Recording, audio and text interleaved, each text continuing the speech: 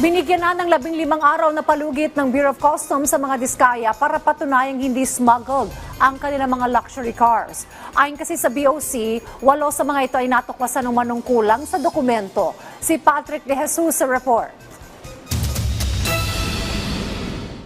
15 sa 30 luxury cars ng pamilya Diskaya ang kontrobersyal na kontraktor sa mga umano'y maanumalyang flood control projects ay may kakulangan sa dokumento.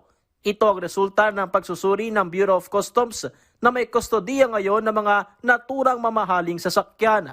8 rito ang itinuturing bilang smuggled dahil walang payment certification, wala pang import entry.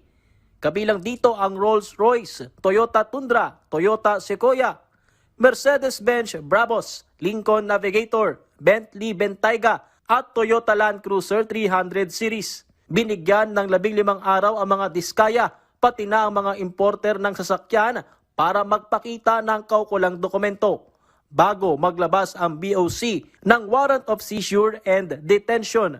Pag hindi kami satisfied or hindi maganda yung kanilang pagkakapaliwanag, tutuloy po tayo ng seizure proceedings. At this point, mukhang dyan na rin naman patungo yung direksyon na yan eh. Binibigyan lang natin ng pagkakataon yung consignees na pinagbilahan ito at yung mismong owners ngayon. Pwede din namang outright pinasok. No? Marami tayong shorelines eh. Pwedeng ipinasok yan through some other means. No? So, makikita namin yung complete picture, sabi nga ni Commissioner, no? Once we get to the next phase of the investigation. 7 naman sa mga luxury vehicle ay may import entry na pumasok sa Batangas, Cebu, Manila at MICP. Kaya lang walang payment certification, kaya't posibleng may hindi tamang buwis na nabayaran. Isang sasakyan na isinuko kagabi ang sinusuri pa, habang kumpleto ang dokumento ng 14 na iba pa. Pero hindi pa rin lusot sa patuloy na pagsusuri ng BOC. Una-una, tama ba yung mga pinagbayaran?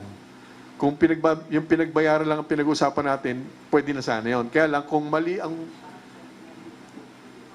ang mga dokumento na naging basehan ng pagbabayad, kahit pa tama ang binayaran mo, hindi rin ganun kasimple. Merong criminal aspect yon.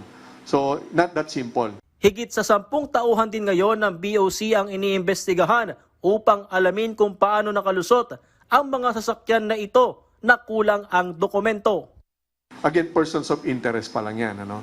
At titingnan natin, pagpapaliwanagin natin kung bakit nakalusot or dumaan sa kanila yung mga sasakyan nang hindi nagkaroon ng tamang dokumento at hindi nagbayad ng tama. Doon sa mga ganun yung sitwasyon. No? We will have to make even our own people accountable. Kasama sa imbestigahan ng BOC ang 4 na opisyal ng Department of Public Works and Highways na sinasabing nagmamay-ari rin ng mga mamahaling sasakyan.